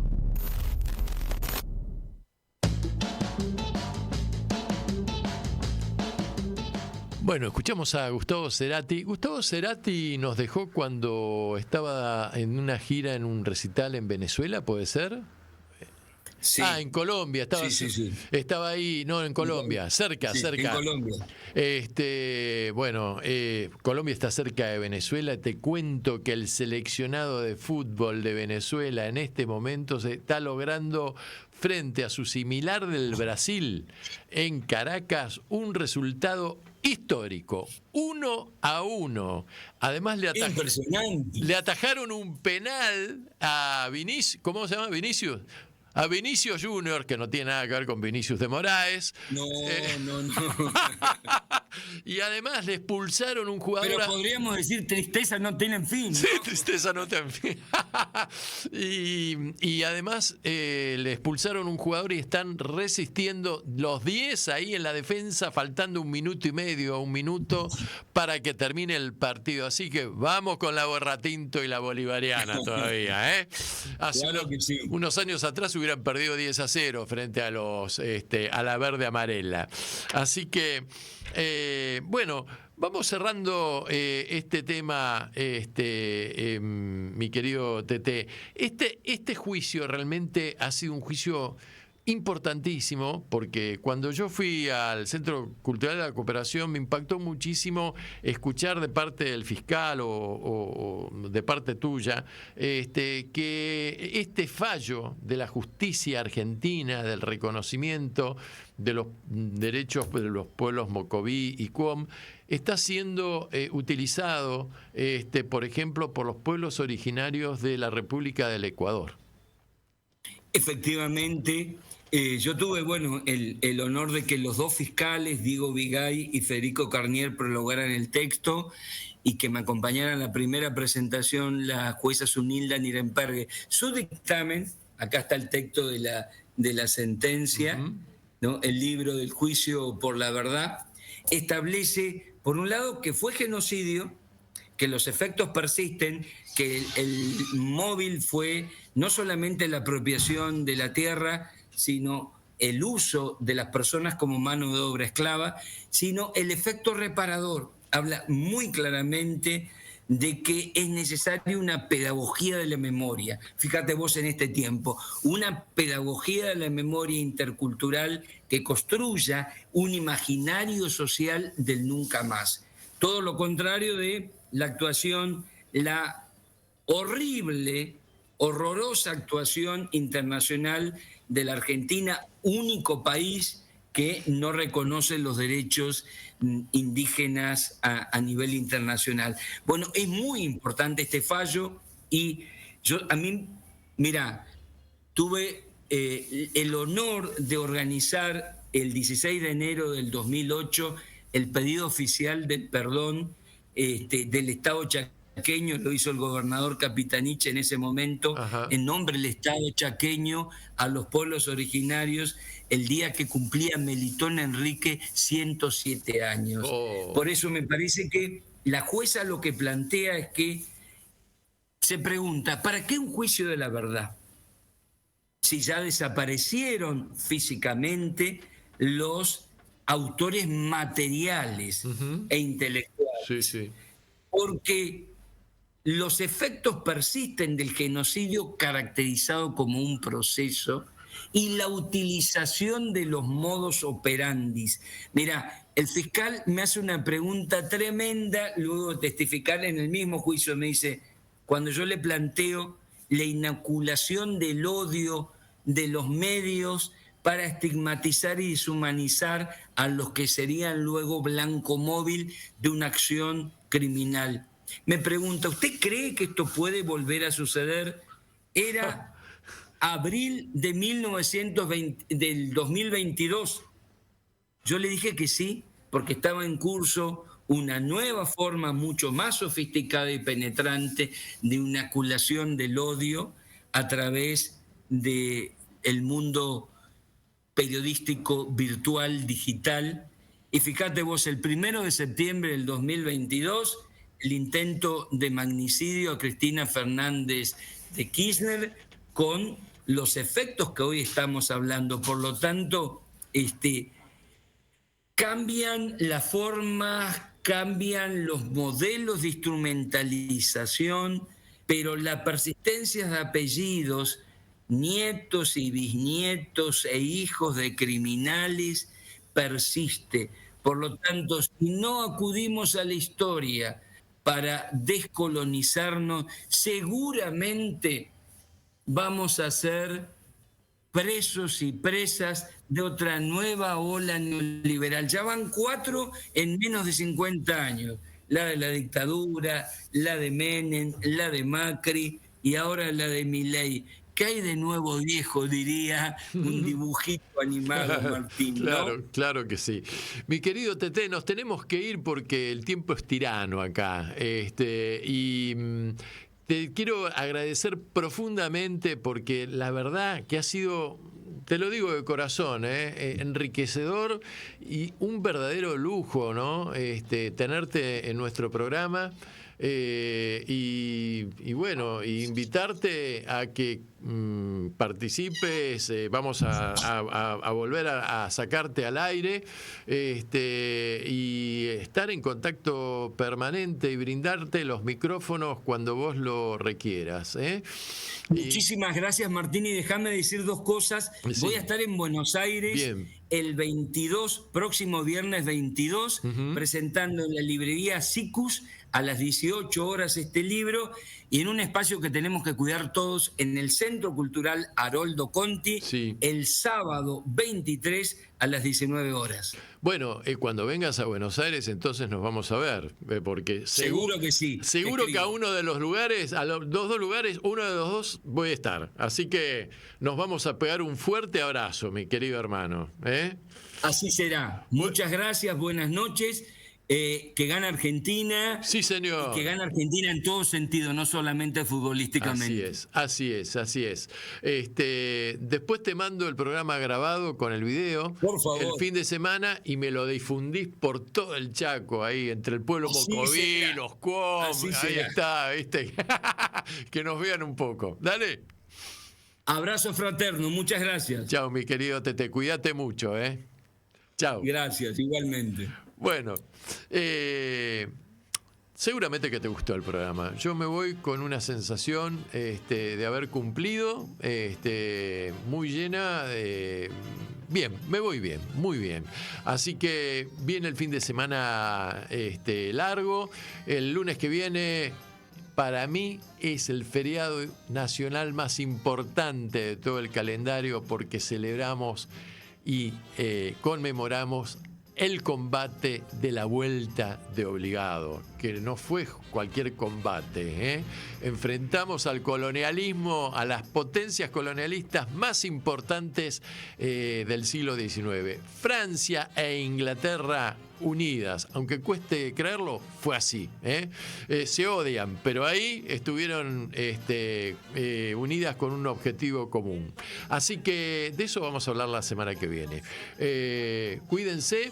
Mi nombre es Martín Álvarez Pereira y nos vemos en 7 días en esto que se llama Anochece en Buenos Aires, que no es poco, para que la radio comunique, y la memoria sea un ejercicio. Chao. Y empató Venezuela.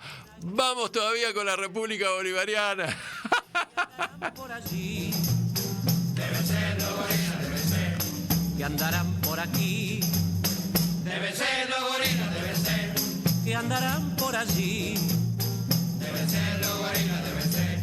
Que andarán por aquí.